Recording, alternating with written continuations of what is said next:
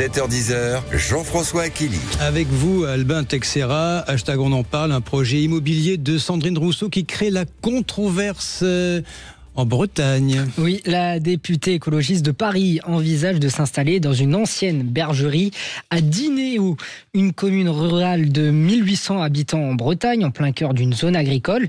Une information qui a surpris, voire choqué certains exploitants. En cause, les propos polémiques qu'elle avait tenus sur la profession agricole à propos de la loi Duplon.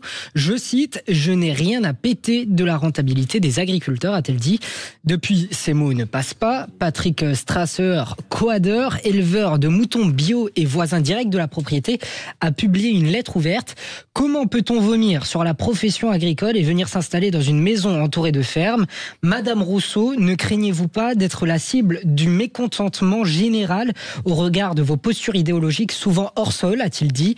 Sandrine Rousseau, elle, assure pourtant que ses propos ont été sortis de leur contexte et qu'elle n'est pas opposée aux agriculteurs. Bien au contraire, elle vient en Bretagne, dit-elle, tous les étés depuis 30 ans.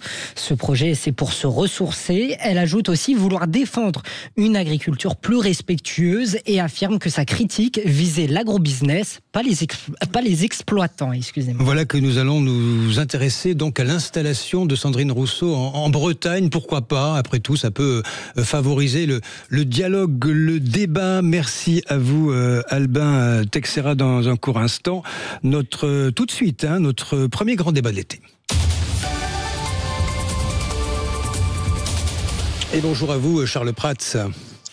Oui, bonjour. Bonjour. Nous allons évoquer avec vous le plan de Catherine Vautrin contre la fraude sociale et fiscale. Charles Prats, je rappelle, vous êtes magistrat spécialiste de la question de la fraude sociale, ancien vice-président du syndicat de la magistrature, auteur de Cartel. Ah non. Je vous arrête tout de suite, surtout pas au syndicat de la magistrature, je suis toujours vice-président de l'association professionnelle des magistrats. De l'association professionnelle des magistrats. Vous faites bien de réagir à ça, parce que c'est un autre versant, ça. C'était une autre boutique, on va dire, Charles Prats. Tout à fait. Merci. Là, vous alliez faire avoir des syncopes à plein de gens. Ouais, je pense que là, ça a chaviré dans les chaumières. Charles Prats, un rappel quand même, ce plan. Alors, vous avez signé Cartel des fraudes aux éditions Ring, dont je conseille la lecture. Un plan anti-fraude sociale a été dévoilé par la ministre du Travail et de la Santé, Catherine Vautrin, qu'il évalue à près de 13 milliards d'euros de préjudice. Vous allez nous commenter ce chiffre. Donc, au programme, je vous la fais courte, plus de contrôles, des contrôles, des taxes pour les trafiquants de drogue, etc. En présentant mi-juillet son plan d'économie à 43,8 milliards d'euros pour 2026 pour réduire le déficit public, François Bayrou avait notamment évoqué cette fraude aux aides publiques. Charles Prats, j'ai l'impression qu'on parle de ça depuis combien de temps ? Des lustres, non ? Oh, écoutez, oui, puisque on en parle. Moi, alors, j'étais inspecteur des douanes avant d'être magistrat, donc moi, je faisais de la lutte contre la fraude tous les jours. Et puis après, j'ai été pendant un moment magistrat en charge de la coordination de la lutte contre la fraude au ministère des Finances de 2008 à 2012. Donc, vous voyez, déjà à l'époque, on en parlait. C'est moi qui avais rédigé le premier plan national de lutte contre la fraude, donc 2010-2011. Vous connaissez bien la question, du coup. Non, mais oui, et puis c'est surtout que c'est pas d'aujourd'hui qu'on répète les choses, qu'il y a des évaluations, etc. Là, vous voyez, Madame Vautrin présente un plan, mais rappelez-vous de Gabriel Attal, il y a 2 ans, qui présentait un plan. Enfin voilà, tout le monde présente des plans. Et j'ai coutume de dire que maintenant c'est bien gentil de dire on fait des lois, on fait des plans, on fait des évaluations. Il faut bosser, il faut aller chercher les fraudeurs. Concrètement, comment est-ce qu'on va chercher les fraudeurs en question ? Qu'est-ce qu'il y a ? Il y a des réseaux ? Alors ça dépend de ce que vous voulez rechercher et si vous voulez travailler en grande masse. De la fraude aux prestations sociales, il y en a toujours eu, il y en aura toujours. Vous allez aller, on parle beaucoup des arrêts de travail, donc vous allez aller travailler pour essayer de trouver des arrêts de travail frauduleux, soit délivrés par des médecins complices, soit demandés par des particuliers fraudeurs, etc. Vous allez aller chercher les gens qui fraudent au RSA, vous allez aller chercher le travail dissimulé, le travail au noir. Pareil en fraude fiscale, vous allez chercher la fraude à la TVA, la fraude à l'impôt sur le revenu, etc. Donc il y a des tas de fraudes. Je vous renvoie vers mes bouquins et vers les catalogues entre guillemets de fraude, les typologies de fraude. Mais en grande masse, en réalité, ce dont on s'est aperçu et ce qu'on sait, alors qui est contesté médiatiquement, mais qui est quelque chose de démontré, ne serait-ce que. Charles Prats, vous êtes toujours là ? Je crois qu'on a une petite rupture de... Oui, on vous entend de nouveau. Allez-y. Oui. Oui.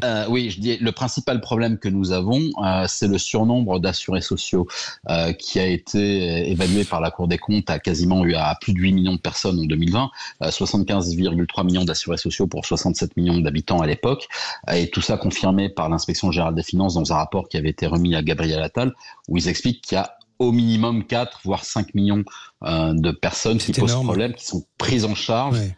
De manière superfétatoire. Mais est-ce que c'est compliqué d'aller, parce que chaque fois on parle de ça, Charles Prats, est-ce que c'est compliqué d'aller les chercher, quand on dit traquer, très bien, mais les trouver, c'est simple ou pas ? En grande masse comme ça, non, vous n'allez pas pouvoir demander aux contrôleurs d'aller chercher un par un les personnes, c'est pas possible. Comment ça marche ? Vous prenez la branche famille, par exemple, les allocations familiales. Ils font une évaluation de la fraude, ils estiment qu'ils ont à peu près 5% de taux de fraude. 13 millions d'allocataires, ça fait 650 000 fraudeurs estimés. Il y a 700 contrôleurs. Comment vous voulez que 700 bonhommes fassent pour aller attraper 650 000 personnes ? C'est pas possible. Donc, humainement parlant, déjà, vous avez un problème. On peut pas, avec le nombre d'agents que nous avons, aller récupérer l'ensemble des fraudeurs. Pas assez d'effectifs. Vu l'étendue, vu l'étendue de la fraude. Alors après, on peut travailler de manière informatique. Par exemple, sur cette histoire des millions de personnes prises en charge en plus, la Cour des comptes, dans un tout dernier rapport, disait d'ailleurs que rien que sur la PUMA, ce qu'on appelait la CMU avant, vous aviez 2 400 000 personnes qui n'y avaient plus droit et qui pourtant en bénéficiaient toujours. Donc, vous voyez, vous êtes sur des masses énormes. Et ça, il n'y a pas 36 solutions. Il faut remettre à plat le fichier. Il faut sécuriser l'identité sociale, il faut passer à la biométrie, ce que d'ailleurs Gabriel Attal avait commencé à dire, puis Michel Barnier, etc. Parce que moi, j'explique depuis des années, sécurisation biométrique de l'identité sociale, ça permet de sortir du système ceux qui n'ont rien à y faire, dont les doublons, etc., de vérifier que tout le monde a bien droit à la protection sociale, etc. C'est ce travail qu'il faut faire, ça prend une législature, c'est un travail qui va se faire sur 4 à 5 ans, ça se fait pas en un claquement de doigts. Mais qu'est-ce qu'il nécessite, Charles Prats ? Est-ce que ça nécessite des outils numériques nouveaux, une traque avec... Non, pas spécialement. Pas spécialement, ça nécessite une volonté politique et ça nécessite de lancer. Techniquement, les outils, on les a. La biométrie, votre carte d'identité, elle est biométrique, votre passeport, il est biométrique. On a des sociétés françaises qui savent très bien faire ça, qui ont fait des enrôlements de pays où il y a des centaines de millions d'habitants. Je pense à l'Inde ou au Nigeria, c'est des boîtes françaises qui ont fait ça. Donc, on sait faire techniquement, et puis ça coûte pas très cher. Une carte à puce, une carte vitale biométrique, ça coûte rien en tant que tel. C'est du temps à jambes parce que les gens doivent retourner à la mairie ou à la Sécu pour se faire enregistrer les empreintes, etc. On peut même imaginer à ce moment-là un pont informatique avec le système des cartes d'identité et des passeports. Enfin, si vous voulez, techniquement parlant, c'est pas très compliqué. Et c'est pas très coûteux, contrairement à ce que les gens vous disent. Ça, c'est les gens qui veulent surtout pas le faire. Mais par contre, derrière, ça aurait un impact évident. C'est que si vous sortez 3, 4, 5 millions de personnes du système, je vous laisse faire les calculs en termes de milliards d'économies. Et les gisements d'économies, ils sont là. Ils sont pas dans dire on va mettre 45% de CSG aux trafiquants de drogue ou on va faire en sorte que les agents de contrôle de la Sécu puissent avoir accès au compte bancaire. Tout ça est marginal par rapport à ce que vous décrivez. Mais quel serait le frein politique ? Qu'est-ce qui fait que ça n'avance pas là-dessus ? Ça paraît, quand on vous écoute, ça paraît simple, Charles Prats. Oui, mais vous savez, je l'ai déjà raconté. Octobre 2024, Michel Barnier me demande de passer le voir à Matignon pour lui proposer des mesures concrètes à mettre en œuvre. Donc, je vais à Matignon, je vais voir Michel Barnier, on discute, puis après je passe 1h30 avec son cabinet et je leur explique ce qu'il faut faire. Là, je leur dis, voilà, si vous voulez faire une opération rapide, vous avez un rapport de l'IGF et de l'IGAS, l'Inspection des Finances, qui est sorti. Ils vous disent, il y a 1,5 million de personnes qui ont des titres de séjour qui sont arrivés en fin de validité et qui continuent de bénéficier de la sécurité sociale. Donc, et c'est quelque chose d'ailleurs que la sénatrice Nathalie Goulet avait relevé et s'évertuait à dire il faut faire ça depuis des mois voire des années. Donc je leur dis il y a un rapport, c'est documenté, allez-y, vous appuyez sur le bouton, terminez, vous sortez 1,5 million de personnes. Michel Barnier, le Premier ministre, vient aux 20h de TF1 pour dire aux Français je viens de sortir 1,5 million de gars dans le mois, ça fait X milliards d'économies. Et après je leur expliquais, puis vous avez aussi cette histoire de la PUMA, donc la protection universelle maladie, 2,4 millions de personnes qui en bénéficient à tort, c'est un rapport de la Cour des comptes, c'est documenté, travailler là-dessus, c'est là-dessus qu'il faut bosser. Et alors là, réponse en face du cabinet, ça va être dur pour ces pauvres gens. Et une fois qu'on a dit ça, on a tout compris. Alors même que le Premier ministre, lui, il a été très volontaire pour travailler là-dessus. Donc, en vrai, vous avez une espèce d'intériorisation à la fois chez les politiques, mais aussi dans la haute administration, du fait que lutter contre la fraude aux prestations sociales, ce serait faire la chasse aux pauvres et la chasse aux étrangers. Et donc, ils sont tétanisés par l'idée de se faire accuser de chasser les pauvres et de chasser les étrangers. Alors qu'en fait, vous ne chassez pas les pauvres ou les étrangers. On s'en fout de savoir si les gars ils sont de la planète Mars ou pas. Oui, c'est ça. On chasse la fraude. Et puis aujourd'hui, vu l'état budgétaire de la France, je crois que tout le monde a compris qu'on a un problème et on n'a plus les moyens de se permettre d'y aller comme ça de manière un petit peu timide. Je vais vous dire, Charles Prats, ce que vous nous racontez ne m'étonne pas. Est-ce qu'on peut imaginer ce que sera parce que ça viendra en discussion au budget, cette histoire, ce que sera l'opposition à l'Assemblée nationale? Il y aura même parce que s'il faut en passer par la loi, je ne sais pas si certaines choses seraient réglementaires, mais s'il faut en passer par la loi, j'imagine que certains partis politiques à la gauche de l'échiquier vont se saisir du Conseil constitutionnel, avec des risques de blocage, in fine. Oui, alors c'est envisageable. Oui, tout à fait. Alors sur la biométrie, ce qui est certain, c'est que aujourd'hui, la jurisprudence du Conseil constitutionnel et la position de la CNIL ne sont pas très favorables à l'utilisation de la biométrie en matière de lutte contre la fraude sociale. C'est assez hallucinant, mais bon, c'est comme ça. Sauf que je fais une parenthèse. Il va quand même falloir que le Conseil constitutionnel et la CNIL changent leur fusil d'épaule, parce que sans même parler de fraude sociale, tout le monde sait, non, tout le monde ne sait pas, mais vous savez que vous avez les données de quasiment tous les Français qui sont partis dans la nature, avec les fils de données, la Sécu justement, France Travail, etc. Donc il y a les données de 40 à 50 millions de personnes qui sont dans la nature. Et donc c'est pour ça que tout le monde reçoit de plus en plus de mails frauduleux, de SMS frauduleux, etc. Parce qu'en fait, les identités complètes, date de naissance, numéro de Sécu, adresse, mail, téléphone, etc. Ont été piratées et sont partis dans la nature. Et donc on fait face à une recrudescence d'usurpation d'identité ou de tentative d'escroquerie, etc.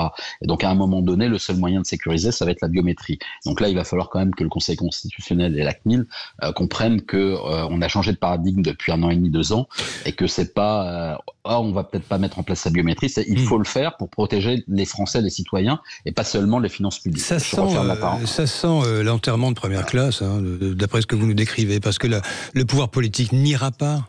On est d'accord, ça ne changera pas. Ce qui est sûr, c'est qu'à l'Assemblée nationale, vous allez avoir un projet de loi qui va arriver. Par principe, la gauche va s'y opposer, parce qu'on va dire lutter contre la fraude sociale. Et comme le projet de loi, il est vide, on va pas se mentir, il n'est même pas encore déposé au Conseil des ministres, il doit être en train de tourner côté au Conseil d'État. Et moi, les informations que j'ai, c'est que surtout, il faut rien mettre dedans, parce qu'on veut essayer de faire voter quelque chose à minima, etc. Donc, ce qui va se passer, je vous la fais très courte, à gauche, ils voteront contre. À droite, le groupe RN, le groupe UDR, etc., je pense que s'il n'y a rien dedans, ils ne le voteront pas. Ils n'auront pas tort d'ailleurs. Je suis même pas sûr que les députés LR, s'il n'y a rien dans le texte ou s'ils ne peuvent pas l'amender, le votent non plus. Donc en fait, ce projet de loi, il est mort-né. Et c'est pas forcément d'ailleurs un bon calcul de la part de Bayrou de commencer par l'Assemblée nationale plutôt que par le Sénat, parce qu'au Sénat, ils auraient pu présenter un texte tout charpenté, avec plus de mesures réelles dedans. Après, avec une navette à l'Assemblée, ça passait pas, mais en commission mixte paritaire, ils avaient la possibilité de faire quelque chose de faire correct. Quelque chose malgré tout de cet échange. Mais alors que là, en plus, ça va arriver en plein milieu des discussions budgétaires, loi de finances, loi de financement de la sécurité sociale, avec le risque de censure qu'on connaît. Moi, cette histoire-là, honnêtement, je la sens pas passer l'hiver. Allez, merci vous, Charles Prats. Pour le plaisir, vous nous rappelez votre vice-présidence au passage. Vous êtes vice-président. Vice-président de l'association professionnelle des magistrats et donc toujours magistrat. Et toujours magistrat. Et merci en tous les cas pour cet éclairage. Pas très rassurant, je dois le dire, Charles Prats, mais en tout cas extrêmement documenté. Vous êtes quand même, à nos yeux, l'expert en matière de fraude sociale. Merci à vous. Dans un instant, le deuxième invité, le deuxième grand débat, ce sera Bérengère Dubus, chef d'entreprise, à propos de l'avenir d'une boîte française mythique, Duralex. Est-ce que Duralex se relève ou pas? La question est posée dans un instant. Sud Radio. Sud Radio. Parlons vrai. Parlons vrai. Sud Radio. Parlons vrai. Le grand matin Sud Radio. 7h-10h, Jean-François Aquili. Allez, 9h20 sur Sud Radio, deuxième grand débat de l'été. On aura en ligne Bérengère Dubus, la chef d'entreprise et dirigeante de l'IUC, syndicat des courtiers en crédit, dans un instant pour évoquer le cas de l'entreprise française Duralex qui est en passe, Albin, de réussir son pari gagnant. Oui, 1 an après sa reprise en scope, comprenez une société coopérative et participative reprise par ses propres salariés, la verrerie Duralex retrouve des couleurs et de l'ambition, symbole du savoir-faire français, connu pour ses verres de cantine indestructibles notamment, et toujours désigné comme les verres préférés des Français. L'entreprise mise sur un avenir durable, menacée de disparition en 2023, la marque a été relancée grâce à un projet soutenu par 60% de ses salariés. Depuis, la dynamique est bien réelle. 17 embauches, un chiffre d'affaires qui remonte à 33 millions d'euros cette année, contre à peine 24,6 millions d'euros l'année dernière, et un retour à l'équilibre visé d'ici 2 ans.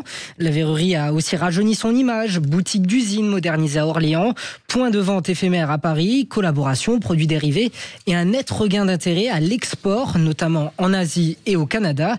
Côté industrie, des efforts restent à fournir. 5 millions d'euros seront nécessaires pour moderniser les machines et répondre aux exigences environnementales à l'horizon 2026. Mais bonjour Bérengère Dubus. Bonjour Jean-François. Maître, ravi de vous avoir en direct sur Sud Radio. Vous n'y croyez pas, vous. J'ai lu votre post sur X hier. Hein. J'ai l'impression que vous doutez de cette reprise de Duralex. Pourquoi ? Alors, tout d'abord, je l'espère, je leur souhaite. Ouais. La reprise par les salariés c'est une très bonne nouvelle. Le projet est important. En revanche, moi, tout ce que je vois, c'est qu'on a eu 4 redressements judiciaires en 20 ans.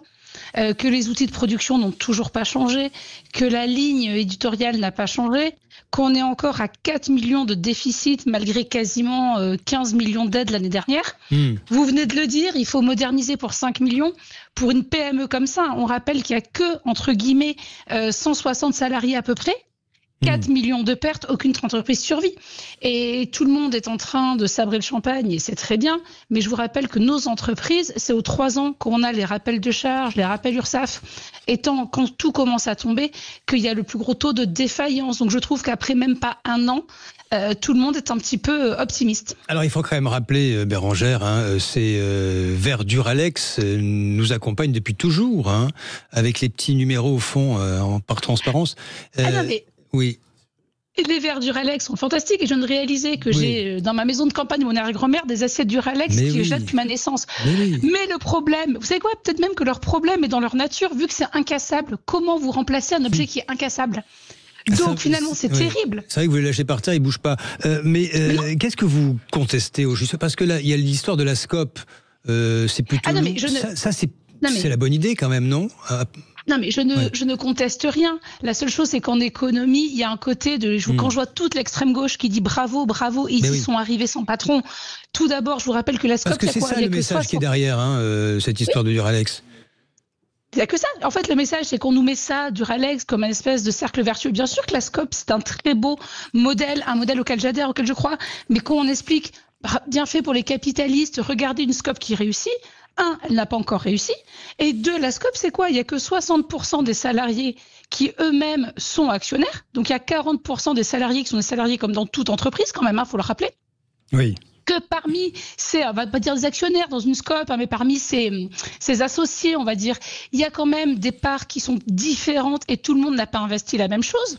Donc on est dans un modèle collaboratif vertueux, bien sûr, mais en réalité, ce qui fait tenir une entreprise, c'est pas la vertu, c'est pas le modèle, c'est le fond.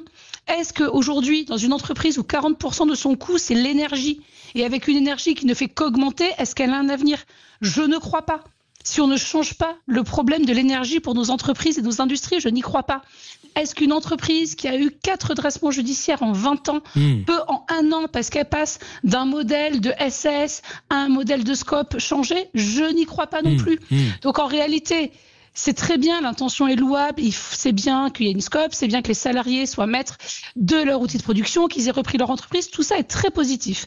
En revanche, est-ce que le modèle et on va dire instagrammable de la SCOP fait que l'entreprise marchera, je n'y crois pas. Les mêmes qui s'extasient aujourd'hui, c'est les mêmes qui s'extasiaient pour le Jabi. Rappelez-vous, le Jabi, il y a 10 ans, marque de sous-vêtements très haut de gamme, qui ferme, reprise par les salariés en SCOP, le Jabi a tenu 2 ans. Oui, 2-3 ans, c'est ça, oui. 2-3 ans, 2012-2015. Vancorex, pareil, Vancorex, usine reprise en SCOP, c'était parfait, ça a tenu 2 ans. Vous dites quoi? Duralex, Sedlex, c'est dur et la loi, c'est la loi du marché en réalité. Vous dites autre chose, vous dites, est-ce que c'est le rôle de l'État de subventionner des entreprises structurellement inadaptées? Et moi j'ai envie de vous poser la question inverse, est-ce que parfois l'État ne peut pas donner le coup de pouce nécessaire, c'est une question, coup de pouce nécessaire pour sauver des joyaux français et les aider à passer un cap difficile? Attendez, est-ce que fabriquer des verres de cantine, c'est un joyau français? Je pense que quelque part, tout le monde s'emballe un petit peu quand même. On ne parle pas d'Airbus, on ne parle pas de centrales nucléaires, on parle de verres de cantine inclassables. Donc déjà, un joyau français sur des verres de cantine, on revient. Mais dans ce cas-là, est-ce que c'est plus moral c'est aussi de sauver... Ça peut être aussi un produit culte, vous voyez ce que je veux dire, quoi. Oui, tout à fait, mais donc en fait, on retourne dans l'ère de l'Instagram. Par exemple, il y a le groupe Capelli, qui est le premier aménageur, lotisseur, un des premiers aménageurs de terre français, qui vient de déposer le bilan cette semaine, personne n'a parlé. Il va y avoir 400 personnes sur le carreau. Est-ce que c'est plus louable de sauver une fabrique de verre que des gens qui fabriquent du logement?